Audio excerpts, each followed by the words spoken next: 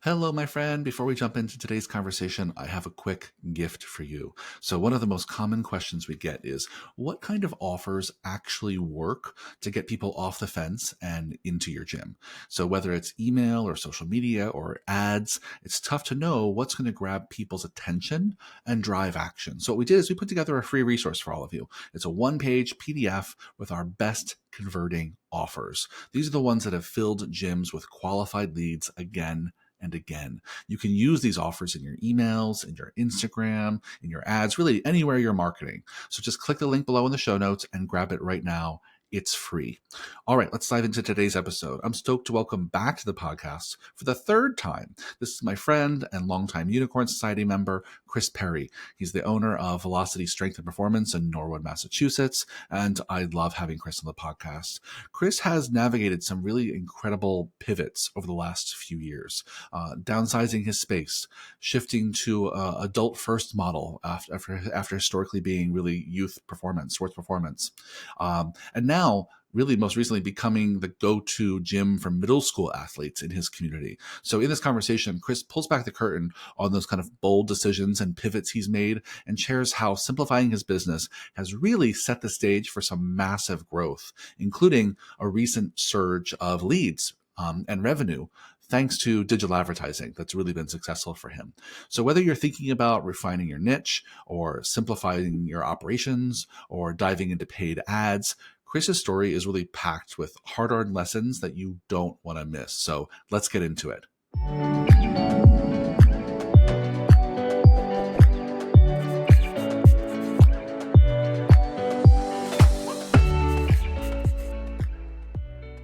Hello, fitness business nerds. What's up? Welcome to another episode of the Business for Unicorns podcast. I'm stoked about today because today I'm having back on the podcast for the third time, Mr. Christopher Perry. Chris Perry, how are you, my friend? Great, Michael. How you doing? Glad to be back. Stumbled over your name, but I know you. Let's I know go. you well. Third time on the podcast. Chris, for those of you who are longtime listeners of the podcast, has been on a few times before. He's the founder of Velocity Sports Performance in Norwood, Massachusetts. Actually, Velocity Strength and Performance. We changed Strength and Performance. You just changed it. That's right. Strength and Performance in Norwood, Massachusetts. We'll talk about that change, in fact, actually. So it's a happy mistake. I'll label my own mistake. Okay. A happy mistake. Well, thanks for being on the podcast again, Chris. I'm so excited. First, for people who don't know what you do at Velocity, just want to give them a little rundown of where you are, who you serve, how you serve them. Yeah, so basically we're, again, Velocity Strength and Performance in Norwood, which is about 15 miles southwest of Boston. Mm-hmm.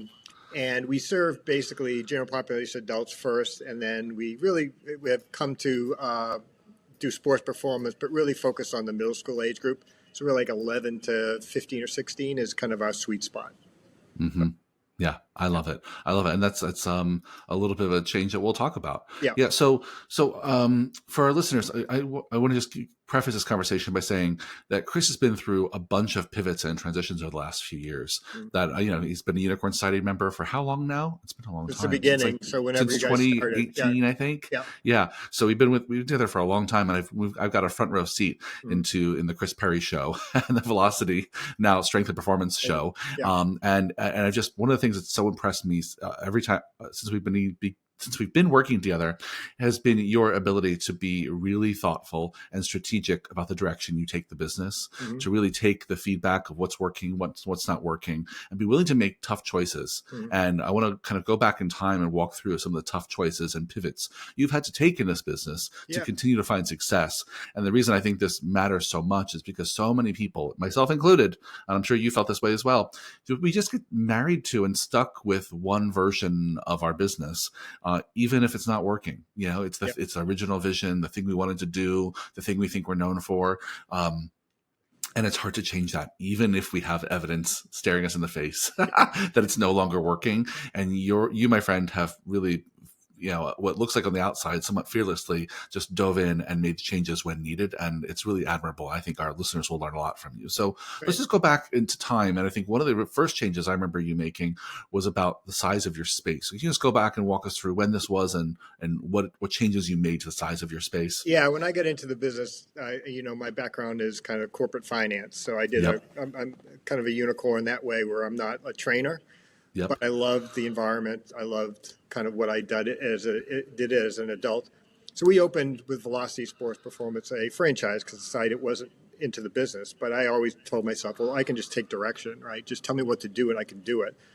So at the time, which is 2013, 2012, Velocity footprint was 18,000 square feet, Mm-hmm. 24,000 square feet, Yep. basketball courts and all this kind of nonsense. But and some of them weren't doing well. But what the caveat was it's just too big. Mm-hmm. So so the direction we got was, well, keep your net rent lower than 10,000 and you're fine. Yep. So we were like 12,000 square feet, which was so much smaller than the big ones that I think that wasn't bad. And then when we got into it, the realities of trying to run it from ground zero at 12,000 square feet, 10,000 training square feet kind of hit us in the face, Yeah. right? Chasing revenue and getting prospects and just the general feeling of if you have 10,000 square feet with 30-foot ceilings, unless you have 60 people in there, the place is dead. Yeah. Feels No empty. energy, empty.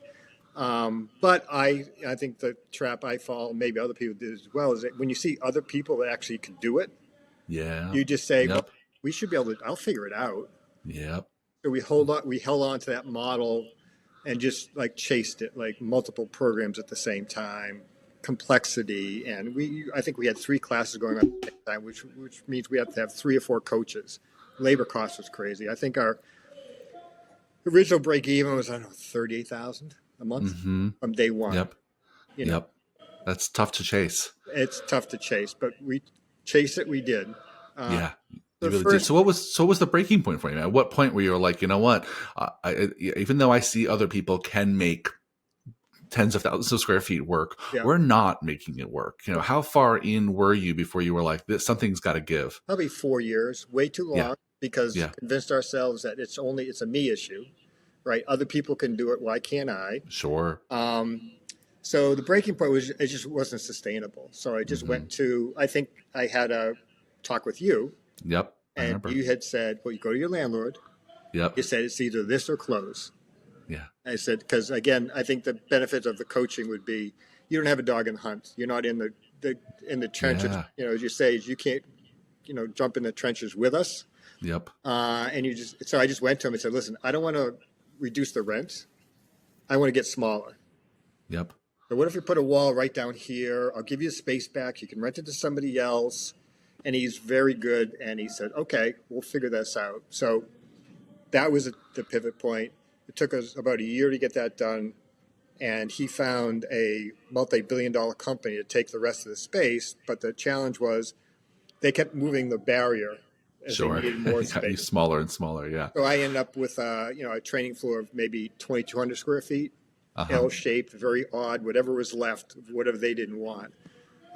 So it made that transition. I think we lost 35% of our members in the first 4 or 5 months. And Yep. then So COVID. people who really wanted to come into a giant space just Well, were it's like hard thrown for a loop with a big if you've change been like that. Yeah. if you've been driving like a Mercedes and then you're given a Hyundai, you'd say, okay, I don't care how good the Hyundai is. I had actually one woman, I brought her into the new space as we were building it out, and she cried. I'm like, oh my Oh, God. She's just like, I go, what is it? This is so small, So wow. we had to go Yeah. through that transition of just, if that's really your issue, then, new Yeah. people could care less. So that was our first. Yeah. Yeah, and if I remember correctly, I mean, it was a few months of you down 35% of 35 people, was it, or 35%? I can't remember. 35%. 35%. Yeah, big hit. But if I remember correctly, you already felt relief not that far after that decision, right? It was already easier to figure out how to get to break even by downsizing to that extent. Right. But we still were under the complexity of we had sports performance program, Yep. 1.5 hours per session, adults an hour. We had, semi-private and large group. So Sure. it's So still a you had, complicated model. yeah, so you had ripped off the Band-Aid by getting the rent way down to make the game you're playing easier to win. But you still had a lot of complexity in that you still had all the remnants of that big space with lots of different programming. And so what was the next pivot you had to make to kind of start to simplify? It was, recognizing during the same time frame our competitive landscape changed. Yeah. So if I take a dog for the walk in the neighborhood, I can pass by 3 other sports performance gyms just in my neighborhood. there's a fourth one in town, so there's 5 of us in the town serving the same thing. Sure. So the next pivot was we need to be adult first, not kid first. It's too Mm, volatile. I just couldn't make it work. Some people can. Again, that's the maturity of saying just because somebody else can do it, that doesn't mean I can do it. yeah. So Well, just finding the model that really works for you and your team, and the price points you're comfortable with, and your location, and Mhm. the avatar that you've attracted up until this point. I think there's a lot of factors that go into why it works for a neighbor and why it hasn't worked for you. Right. And the fact that you were like, you know what, let's actually pivot, and we're still going to do sports performance for kids, but let's see what happens if we put adults first with more reoccurring revenue, Yeah. more revenue throughout the year, more Right. consistent revenue throughout the year. Hmm. Knowing that was a big challenge with the previous model, was that kids stuff is seasonal.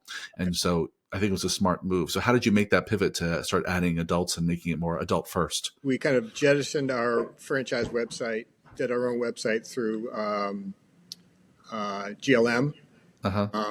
and changed our content. So our content was adults first, kids second, Yep. newsletters, the way we talk about it. So that seemed to kickstart our adult program initially. So, but the reality was then sports performance started to dive as we Of focused course. more on adults. So that was we're kind of like, we're like stuck. Like this is down and like we're not much better off, even though we seem better off. Mm-hmm. So that led to the third pivot, which was, it was one of the retreats, and I was on a round table with Pete for sports Yep. performance, and I'm like, geez, I just can't get these high school kids. Every high school has a strength and conditioning. There's 5 in our town. Once they get to be 15 or 16, they want to go with their buddies or do it for free at the school. Yep. And so I just can't keep those. And Pete just very calmly said, if I were you, I would want to be known as the place for middle school kids to work out. Mm. And don't be apologetic about it. Yep. So we came back with the team and just say, what would that mean? Sure. So they're less scheduled than high school kids, right? Yep. Even in season, they could train. There's more middle school kids that want to play high school than high school that want to play college, right? Sure. They're in a very unique development period where they're going from small diamond to big diamond, no checking to checking. So there's this period where we're even playing in the same age group at that age. The kids are taller and Yeah. one's shaving. Totally. I mean, it's It's a crazy. big difference between the youngest and the oldest in that bracket. Yeah. Right. So, so we said there's a lot of reasons for us to just be unapologetic about being known for Mm-hmm. that. So we just changed, to your point, language. We talked to people, images we used, and and that set us up for kind of the next pivot, which was digital advertising. Sure. Yeah. Well, I love that. Well, and we want to talk a lot about that because I know it's been a big win for you. But let's just go back and pick up the breadcrumb trail a little bit for our listeners, which is there's really kind of 3 pivots up until the most recent one we're going to talk about. One was just the space is too big. And then I think this is a very common challenge. We talk a lot about this podcast about the fact that many people just set themselves up to play a game they can't win because their rent is just too expensive. They have just too much space. And so it's a great lesson learned. And it did make a big change for you right away. It changed the game completely. Then deciding that you really have to be adults first. You would really focus on sports performance, but the seasonality of that, the ups and downs of that, the coming and going of all the kids, coupled with excuse me, the highly competitive nature of your market, right? More and more people are going after, the teens that you're going after. Those high school teens have a lot of options, including free options with schools. So all of that was like, all right, let's put adults center. Let's focus on middle schoolers, and that's a lot of change. Yeah. Over what period of time did you make all these changes? That was probably a 2.5-year period where, forgetting the size was right before COVID, which again, thank God. Did that in September, and COVID hit in March the next year, and we were closed for 5 months. Sure. So that adult first to middle school was probably 2.5 years to get there. And at the same time, we worked on simplification of just we're going to have one small group personal training, not group. So that was like the third thing that we did. So let's simplify this thing. We had historically, when you chase the revenue, it's like the challenges, and we have to add another program for this subset of, Hmm. and the per hour coaching was awful because we Yeah. just chase. It's just like, okay, I think based on kind of support from you guys, it would be, can you fill your core business to the point where you can't grow it much more?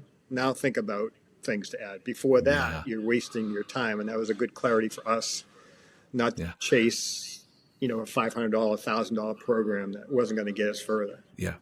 Well, I think that the theme running through all of your decisions here, Chris, is just simplicity, simplicity, Mm-hmm. simplicity, right? Because we know that complexity is expensive. Yep. So how do we have like less space, less overall avatars to chase, Mm-hmm. less competition because we're going to niche down, right? Yep. Less complexity of all those services and things we offer. I know you made big adjustments to your programming at one point, less complexity in programming. All of that means simple, simple, simple. So now in the last year or so, you've gotten to the point where you have a model that is really simple. Where you have adults really driving a lot of your revenue year round, consistent revenue month over month, where you have a real focus on middle schoolers Mm-hmm. in a way that makes you distinguish from the rest of your competition in the market. Yep. And so the final pivot we're going to talk about is now that you are at this place where you have a simplified, scalable, really focused model, then you are ready to kind of pour some gasoline on the fire when it comes to marketing and really take on digital ads, Yep. right? With digital advertising, which you hadn't really done to this extent in the past. So can you just talk about what made you decide that you were ready to scale this model? What was the moment where you knew this is all working. Now we just need more leads? Well, I think it's to the point, and you and I have had discussions before. I mean, it's almost like a default to say, I just need more leads. And you guys would always just Of say, course. are you sure that's what you need? If you have a leaky bucket, it's not going to do any good. So I was convinced, like, we have a good program. We deliver good service. It's a good community. Yep. And so when I say we need more leads, I think it's right. And you always challenge me. So I think we had tried digital ads. We weren't consistent. They weren't very good. And most people have that experience where the firms are just not fly by night, but they're going to run the ad and that's all you're going to do. So I Sure. just felt like, this is something we need to try, that we get everything else. It's simple. It's scalable. Let's just test ourselves. Like if we suck and we do Yep. digital ads and they fall through, then we know something else is wrong. So we found GMM, Jim Lead Machines, right? No, Jim Member.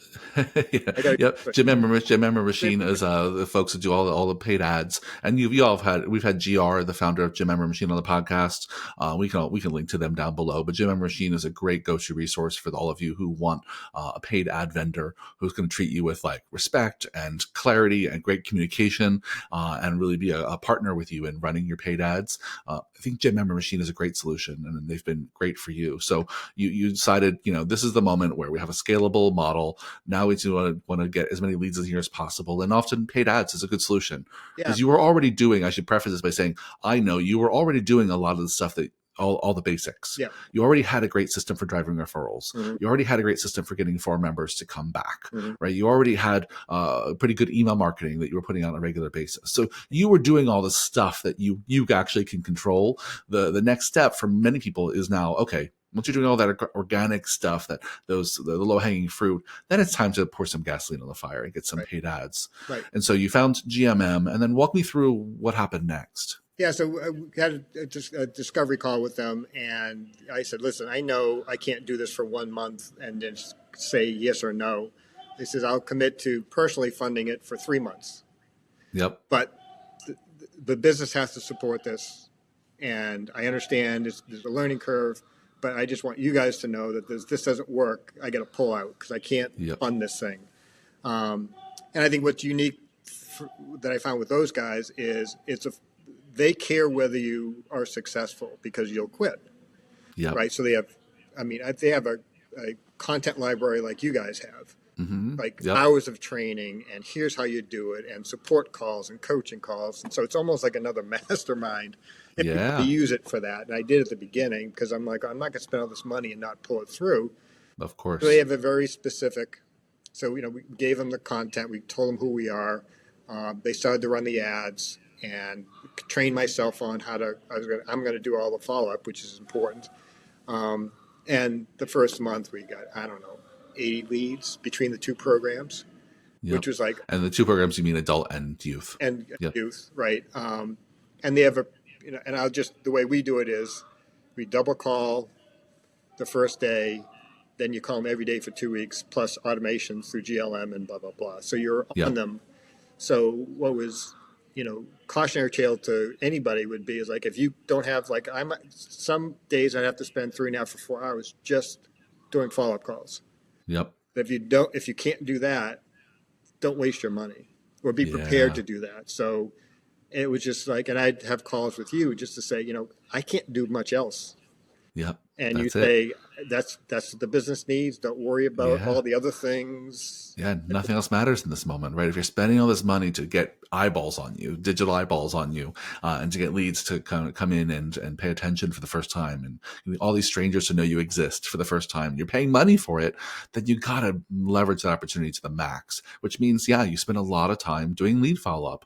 And a lot of it's automated, but you can't really automate yet a lot of it. A lot of the double phone calls and all of that, and responding to texts and following up with people, a lot of that, the automations are good, but there still requires a human touch. So the fact that you got 80 some leads in the first month is incredible, and you really have to spend a ton of time following up with that many people. Right. That's a lot of leads. And, and you've got to have like the thick skin. I always just say, you reached out to me. I don't feel like I'm bothering you. I don't care how many times I call you. And I think the other revelation was you may be attracting a different person than you normally get. Yeah. Right. So the ads, I think the people that most react to these ads are female beginners. Mm-hmm. Right. So ours are specifically women over the age of 40, beginners, friendly, whatever. So for not the first time, but most of the people are either I haven't worked out for 8 years, or Sure. I'm 60 years old. I've never stepped foot in a gym. Yep. So we had to make sure the staff was ready to take that client versus, a client that's much more active.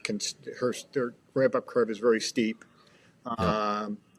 Well, I'm so glad you brought this up, Chris. 'Cause I think that whenever you start to do paid digital ads, if you haven't before, you start to attract very cold leads, right? Which means that which means all that follow up you have to do really is necessary, right? So many of you, if you haven't done cold leads and you only gotten leads through referrals and really warm, people who walk by, these are very warm leads. These are people, when you do sales with them, you're mainly doing order taking, right? They already know they want to work with you because their friend or their coworker goes there, or their son or their daughter goes there, right? And that's a different kind of sales process. There's very little follow-up needed. They're pretty warm. They come to you ready to buy.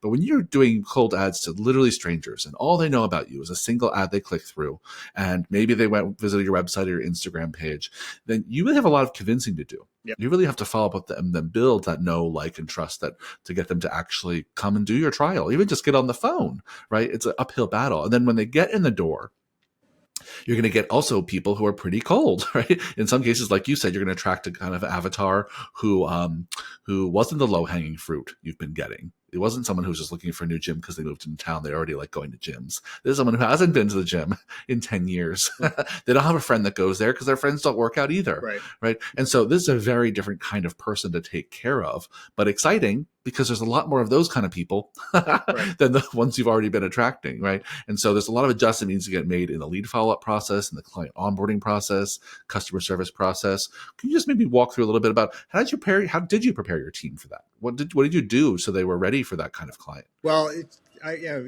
not embarrassed to say, but I think we had one woman who was 75, and I did the intake with her and took her through a mini workout. I'm like, oh my God, just like she is such a beginner, right? No muscle tone, everything needs to be stabilized. So as soon as I had the intake, I went to the coaching staff. I said, listen, we have to be ready for this type of client. So so we came up very quickly from a beginner. Everything's stabilized, everything's holding on, everything's simple, and just kind of got people to have the discussion about we're going to see this more often than we have in the past. We got to be okay with it. I think the other thing that I've learned is what I can do a better job is talking about soreness for this class of people. Like, you are going to be sore. It's not the worst. It's different than hurt. No matter how Yeah. gentle we can make it, if you haven't done this for 10 years or ever, you're going to be sore. How do you feel about that? Because I think we had a couple people that got sore and quit, and I don't think I did a better enough job to setting the expectation. It's like, don't be Yeah. freaked out by it. Don't go too hard, but we'll get you through it. But just, and Yeah. if they say, I don't want to be sore at all, then I think you'd have a different discussion with them at the beginning. Yeah, but I mean that's a perfect example, Chris, because I think so many folks who have very popular gyms but they focus on people who consider themselves fitness people Yeah. who are working out on a regular basis, are going to work out no matter what, and they come in very warm leads, and you take their order, and they come and they know how to work out. And that's a very different avatar than someone who hasn't worked out in 10 years, Mm-hmm. and them being surprised how sore they are, or scared about how sore they are, Yeah. or nervous about hurting themselves, or having programming that moves too fast for them. All of that means you have to be your team has to be more responsive Yeah. to that kind of client. And like I said before, there's a lot more people like that in the United States than there are people who are or regular gym goers. Yeah, and I think we just having discussion with the staff is to say, can you get as excited about that person making Yep. progress than the high school kid making it in the college? And the answer was yes. Yep. We have 11-year-olds. Yep. Our avatar for the middle school kids are probably not the super athletic kids. It's just the kids that want to make the team. Yeah. Right. Makes sense. So, That makes sense.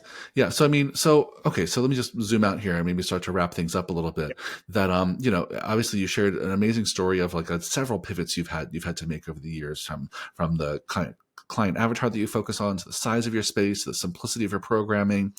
So lots of amazing pivots, including this most recent one, which is all about digital advertising. Actually, let's say more about that before I move on. So it goes without saying that it's been a big success for you. Yeah. Having digital ads. So you don't have to share any numbers you're not comfortable sharing, but can you just talk about like what kind of change it's been to your business to really have this many leads flowing? Yeah, I think the second quarter, which just ended in June, I think we were up 40% year on year, and I think in July we're up 47 versus last year. So, and consistently, we'll spend between the two, maybe 2,500 a month between the fees and the ads, and we'll generate 10 to 15,000 in contracts and about 3,000 in monthly revenue. So it covers the revenue pretty quickly for us, at least.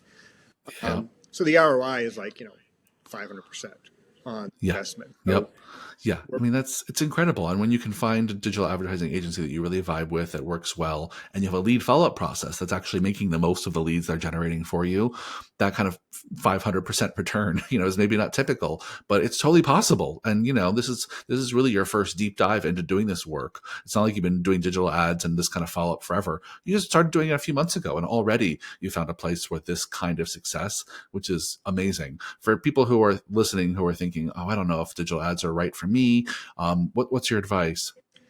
I would just say, and I've had conversations with BFU members looking to do it. I just said, you have to be ready to spend, 2.5 to 3.5 hours a day on the phone over and over again. Because if you're not willing to do that, and then I think what's good about these guys is they'll tell you if it's not working. Yeah, it's pretty clear. I can't figure out your market. Very specific, or sometimes the markets are so tight that a half a mile makes such a big difference in your avatar. Like I can't target it like. So they're pretty good at saying that, and they're good at support. So I would just say, if everything else, the foundations are right. To your point, it's simple, it's scalable. If that's not the case, you got to get that, because I've done it when we're not in the right place, and it's a waste of money, and you quit really quickly. So I think one of the key takeaway was, since we've gotten all the other stuff in the right order, I think this worked better than it would have otherwise. Yeah, I think that's really good advice, right? Get your house in order right, have a simple, scalable model where you can put in 10, 20 new people in a month and things won't break, right? And then make sure that you or someone on your team or someone you're going to hire is going to spend 2, 3, 4 hours a day following up with leads, whether it's you as the owner or not. Someone's got to do it.